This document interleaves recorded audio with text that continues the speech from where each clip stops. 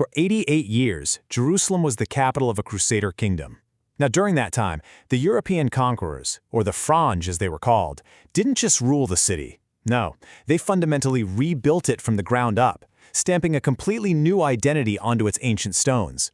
So let's dive in to how they managed this incredible transformation. It's a really powerful question, isn't it? For the Crusaders, the answer was, well, a mix of brute force, intense religious passion, and a totally new vision for architecture that they brought with them straight from Europe. This wasn't just a simple conquest. It was like they were performing urban surgery on a massive scale. So we're going to zero in on this really intense period of Crusader rule. We're talking less than a century where they had this monumental job of turning a multicultural Eastern city into the very heart of a new Christian kingdom. Okay, to get our bearings, let's just quickly look at the timeline. Our story really kicks off in 1099 with the success of the First Crusade. That's when the Crusader Kingdom of Jerusalem is born. It lasts all the way until 1187, when the city is recaptured by Saladin. And even though other crusades tried to get it back, this 88-year window is when the city was truly and permanently reshaped. But what was driving all of this? I mean, it's really easy to just slap the label Holy War on the Crusades and call it a day. But the real reasons were way more complex and a lot more practical. They really rested on 4 distinct pillars. You see, you've got to understand that this was a project with a lot of different angles. Religiously, yes, absolutely. They wanted to secure the Holy Land for Christian pilgrims. But politically, it was a massive power play to expand French influence. Economically, they were after the legendary wealth of the East. And, socially, it was a game changer. It gave peasants and slaves a path to change their status through military service, which really shook up the old feudal system back home. So, with all that motivation, the very first thing the Crusaders did when they took Jerusalem was to completely redefine who the city was for. And this wasn't a gradual change, it was an immediate, dramatic overhaul of its entire identity. The conquest itself came at a staggering human cost. More than 30,000 of the city's Muslim and Jewish residents were either killed or forced to flee. The city was, for all intents and purposes, emptied of its people. This process of urban erasure really had 3 key steps. First, you have the expulsion of the local population. Second, the city was officially declared for Crusaders and Crusaders only. And third, they started renaming everything. The perfect example of this is the iconic Dome of the Rock, a sacred Islamic shrine. They immediately repurposed it and renamed it Templum Domini, the Temple of the Lord. And this new reality, it was literally drawn right onto the map. I mean, look at this. This wasn't a map just for getting around. It was a powerful statement. The entire city is recentered around Christian holy sites, with new names and new purposes assigned to every single quarter. And this new plan wasn't just on paper. It had real, lasting consequences. The Crusaders carved the city up into new segregated quarters, the Patriarch's quarter, the Syrian quarter, and so on. This division, this complete demographic reorganization, was so profound that it basically set the blueprint for the city's layout for hundreds of years to come.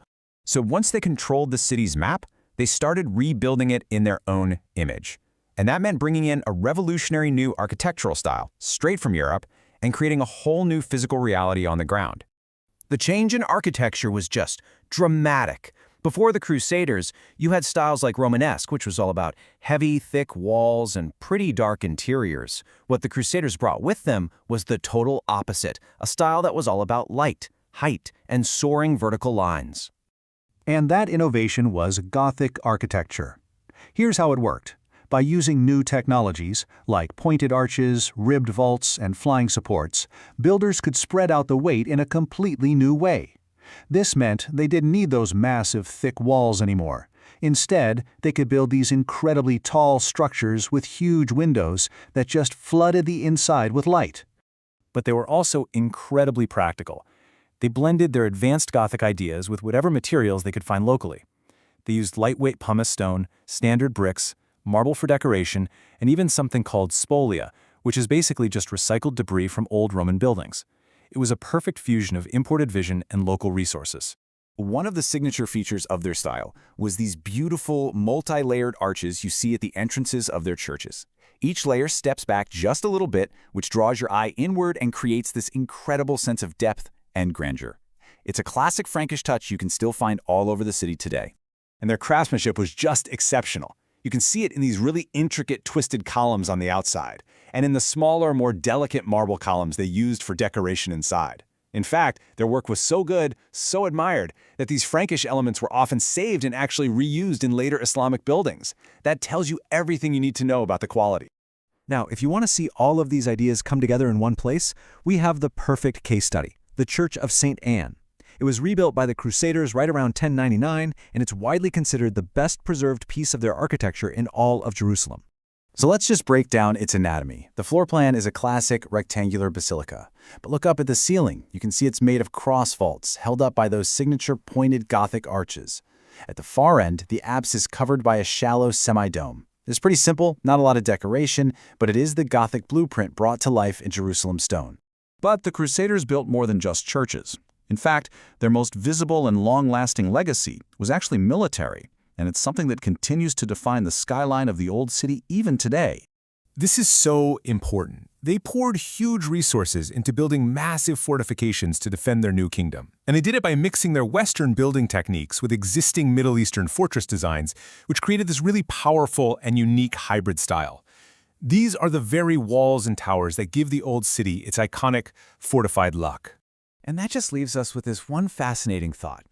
The Crusader kingdom itself was so brief, just 88 years, but their buildings, their churches, their walls, the very way they laid out the streets, have lasted for nearly 1,000 years.